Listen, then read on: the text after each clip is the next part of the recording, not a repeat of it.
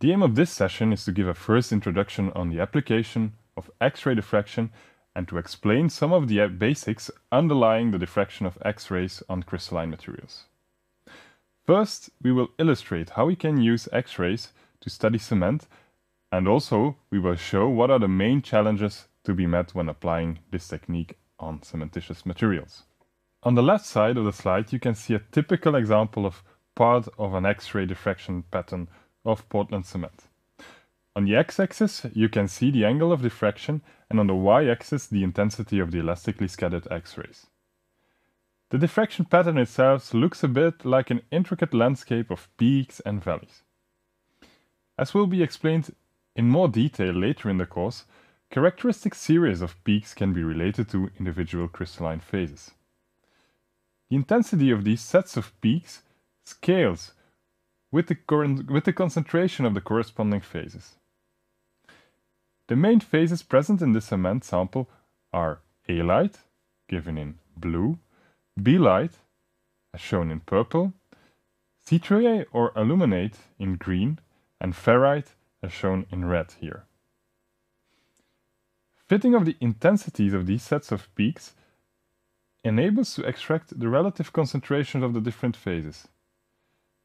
This, in this example, is done using a method called the Rietveld method, and this method will be introduced later in this course as well. The results of the phase quantification are shown on the right-hand side.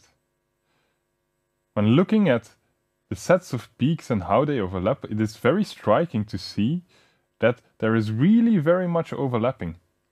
And this is a problem when we are treating the data, and especially when looking at cements, this kind of problem of peak overlapping is one of the main challenges to obtain good quantification data. Performing this type of analysis on a time series of measurements enables you to study reaction kinetics and mechanisms in multi-phase mixtures such as a hydrating cement. For instance, the graph on the right side illustrates how clinker phases such as halite and B-light get consumed over time during the hydration of the cement, and how, at the same time, cement hydrates such as portlandite or calcium hydroxide or ettringite form. This type of information can, for instance, be used to unravel reaction mechanisms or to serve as an input for hydration models for better understanding hydration of cements. Not only changes in concentration of solid phases can be measured.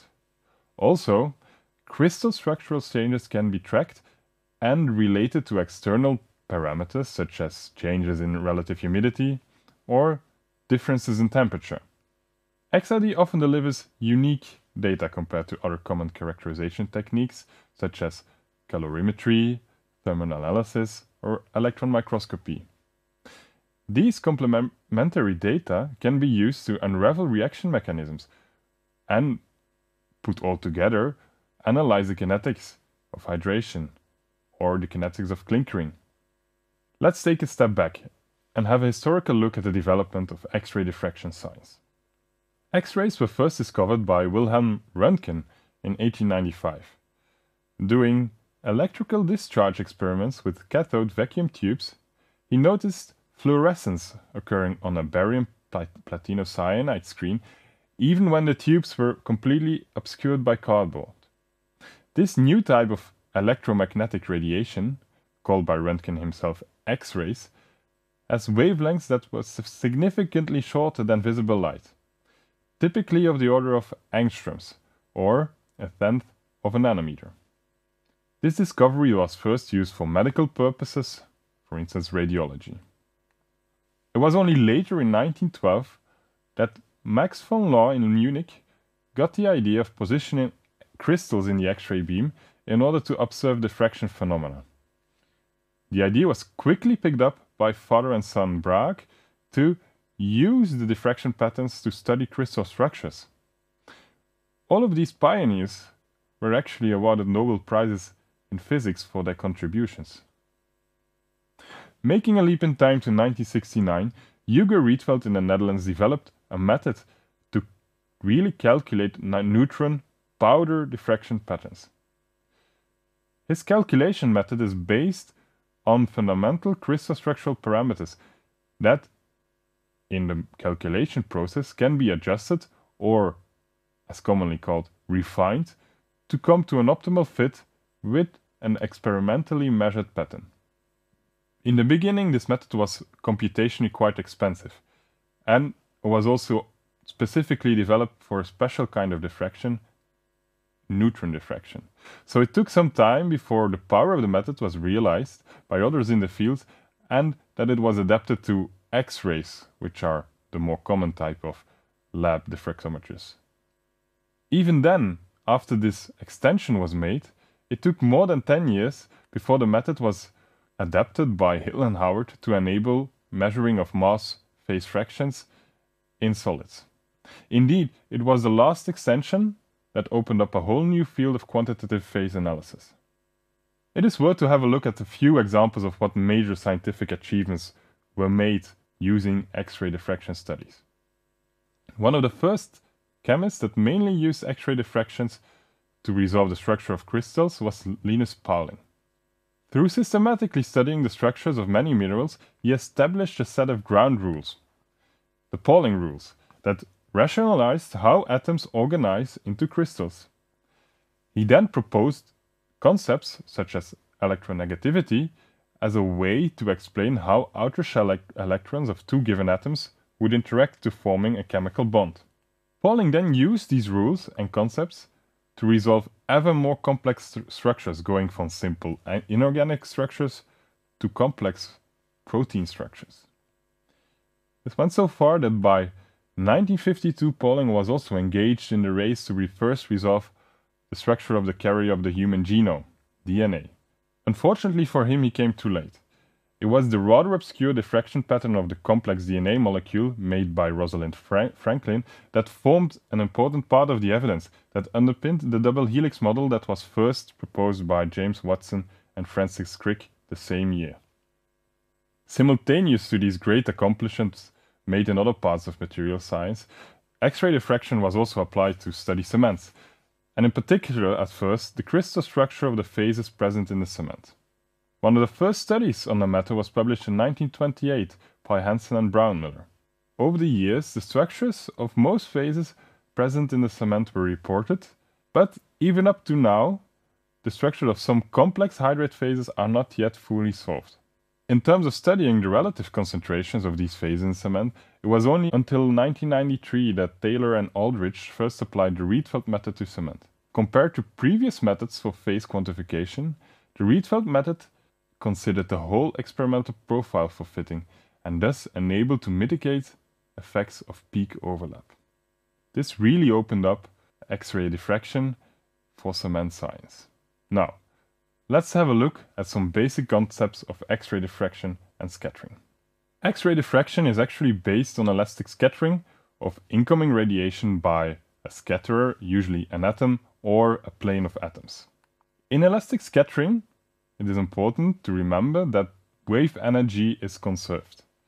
This means that the energy of the, or also called the wavelength of the incoming radiation, is equal to that of the scattered radiation. So the scattering only changes the direction of the wave. This change in direction, or the scattering angle, is often expressed as Q, momentum transfer. While the scattering angle changes depending on the wavelength of the radiation, Q is actually independent of this and directly related to crystal structures.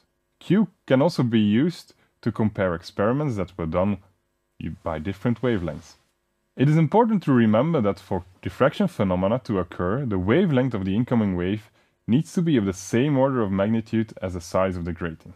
Similarly, crystals can be seen as three-dimensional arrays of planes, or a lattice. And this lattice can produce diffraction if a wave of the appropriate wavelength is used. This was exactly what Max von Laue thought of designing when he was designing his experiment in 1912. He correctly assumed that the X-rays produced by a cathode tube would be of the same order of magnitude as the interatomic distances in crystals, and indeed, when placing a crystal in the incoming X-ray beam, clearly a diffraction pattern appeared on the photographic plate placed behind the crystal. This discovery was quickly picked up by father and son Bragg, that immediately apply this to the structure of crystals and common minerals. On the right side you can see an example of zinc blende, or the diffraction pattern of zinc blende. Father and son Bragg derived a law that stated the condition for constructive interference on a set of planes having an interplanar distance d. Using simple geometry, one can derive that in order for X-rays to be reflected on a set of planes, they need to be in phase. This means that the path difference on the graph on the lower side between ray AD and ray BC, or in effect the distance Fg plus Gh, should be an integer value of lambda, the wavelength. With both Fg and Gh equal to the interplanar distance d times the diffraction angle, then the Bragg condition really reduces down to n lambda equals 2d sine theta, and this is the famous Bragg law. This relationship can be used to determine the geometry of a crystal lattice, and given some additional data such as the density of the material and chemical composition, it can be used to solve simple crystal structures such as rock salt, zinc blende, or diamond. When doing X-ray diffraction experiments on fine powders, rather than on single crystals, the spots originally seen on the screen become concentric rings. This is because the powder now consists of a very large number of randomly oriented crystals that effectively diffract in all directions, as long, of course, the Bragg condition is obeyed. When we would now take the camera image on the right upper hand side and record the intensity of the scattered radiation as a function of the distance from the center point, or equivalently as a function of the diffraction angle, then we end up with the conventional representation of X-ray powder diffraction data as shown on the lower right. In the next session we will have a closer look at how we can read and extract information from these kind of diffraction data.